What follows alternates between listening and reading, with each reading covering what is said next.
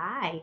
Today I'm here with a story that goes with our theme, working together or together is better. Our story for today is called March On, and it has got three examples of when people worked together, since that's our theme for the week. For your choice board, you can put together a list of things how you know that this story is about working together. So if you listen and see what three things can you hear that were examples of people working together, kind of like the animals that were working together in our story, Click Clack Moo, the other day. I'm going to also talk a little bit about some of the things that we can see in the story. Notice how they have a lot of little captions and notes in the story. I'll be reading those to you as well. And seeing the pictures, like I noticed that they're black and white, which tells me that at least on this page, things probably happened a long time ago. And I know that the things that happen in this story are real because if I look at the genre up in the top corner, it tells me that it's nonfiction. So nonfiction means not false. If something isn't false, it's true. And there's a couple things that it's going to tell you that are words we haven't really talked about before, like picket signs. There's lots of signs in this story in all of the pages. Picket signs are signs like the one that's holding our title of our book where it says March On. It's a big letters, not a lot of words so that people who are going past can see the words or people who are nearby can read them easily. And a lot of times, but not always, they have sticks so people can hold them up while they march around trying to get out their ideas so that more people will think that the same idea is a good idea and help them. So here's what our story, March On, has to say. 100 years ago, only men could vote. That's the caption that goes with their picture at the top. How can people make their lives better? One way is to work together. 100 years ago, women in America were not allowed to vote. That meant they could not pick their leaders or help decide on laws and rules. Last week in our lessons, we were learning about how we protect the owls in our area and how we protect the sea turtles, and that there's rules for that.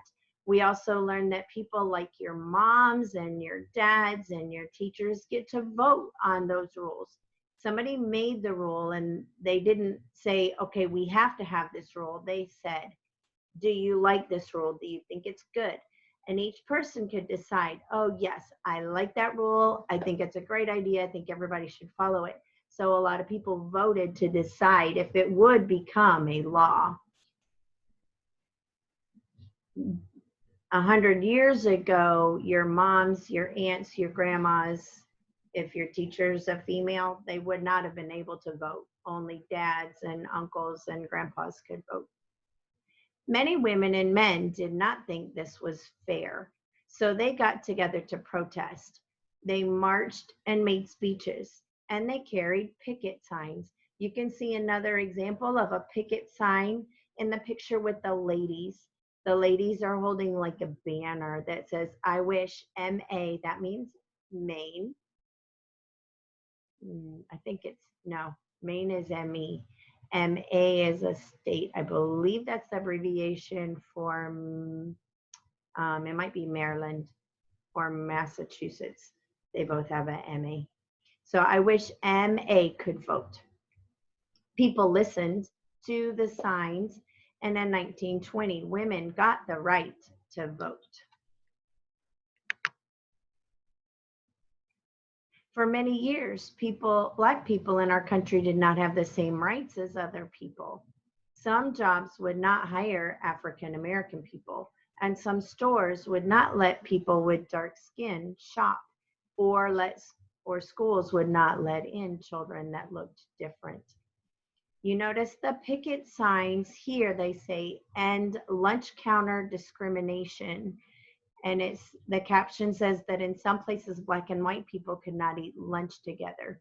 And what they're talking about is where there were restaurants that for people who had to hurry and get their lunch and get back to work, only some places only allowed white people to eat there or people with light skin. And so that wasn't fair to the other people who worked around there and needed to have a chance to eat lunch as well.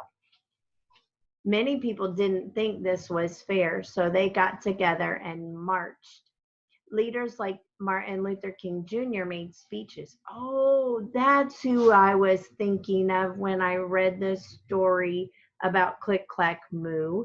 The animals in Click Clack Moo were protesting, like, because they thought it wasn't fair that the farmer wouldn't give them electric blankets, like Martin Luther King thought it was fair that the rules were not for everybody. People listened to Dr. King, and laws were passed that said all people must be treated equally. If you notice the caption on the picture of Dr. King, you can see that it says people from all over came to support equal rights. You can tell where he's standing by looking in that picture way, way, way back in the background. I'm going to put my cursor on it. You can see this tall structure. That is called the Washington Monument. And it's in a place called Washington, D.C. And you can see this is a very huge reflecting pool. And so you can see exactly how many people were there. All these people filled this huge space in Washington, D.C. That means there were a lot of people that agreed. A lot of times you notice that the more people there are behind a cause, the sooner things change. In the 1960s, people all over the country got together to help farm workers. Many of these workers came to this country to pick crops, but they did not get much money. They did not have good places to live or schools for their children. People worked together to change this. Leaders like Cesar Chavez organized the workers. People all over the country marched with them. The farmers listened. They gave the workers more pay and better homes. It is possible to improve our lives if we work together. And if you notice on page 300, I'm going to put my cursor over there. It says that farm workers picked crops for very little money. And the caption on the picture of the man says, Cesar Chavez organized farm workers to fight for better lives. So he was trying to get people to work together and say, what you pay us isn't fair. He was a leader for farm workers. I hope you enjoyed thinking about these things. And one of the choices on your choice board is to think about, what do you think is an important cause that you can ask for people to make a change? Kind of like the little girl in Earth Day Everyday story last week. She said she wanted people to change how they took care of the earth. So she ran around telling people, hey, we can do this, and making posters. What is something that you think is important because it's not fair, or you think we should change it? How can you use your voice to encourage people to make more fair or better decisions? Just food for thought. Have a great day.